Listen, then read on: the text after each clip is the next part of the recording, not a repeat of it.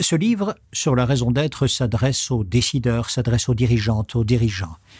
Lorsque vous êtes avec une TPE, que vous avez la responsabilité d'une PME ou d'une ETI, pourquoi et comment installer la raison d'être? Pour bien y voir clair, il faut se poser des questions simples. D'abord, quelle est notre raison d'avoir? Pourquoi avons-nous une maison? Pourquoi avons-nous une fourchette? Si vous vous intéressez à la raison d'avoir de chacun des objets qui nous entourent, cela va remettre en cause pas mal de nos possessions. Souvent, elles sont inutiles.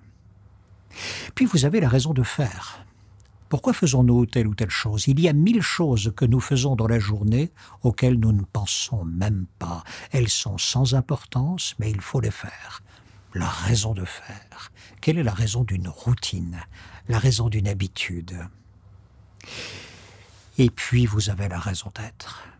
Et vous voyez bien que la raison d'être cache de l'invisible, qu'elle fait un lien entre, d'un côté, ce que notre esprit exige de plus élevé dans notre vie, et de l'autre côté, ce que nos mains font de plus laborieux et de plus banal dans notre quotidien.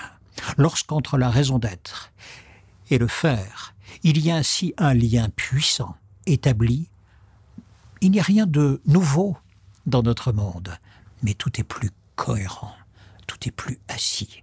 Nous savons pourquoi nous souffrons, nous savons pourquoi nous faisons des efforts, nous savons pourquoi nous avançons, et nous avons en nous en permanence une petite flamme qui nous permet d'avancer.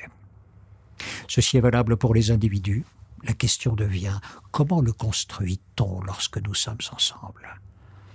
Être et raison d'être vous explique tout.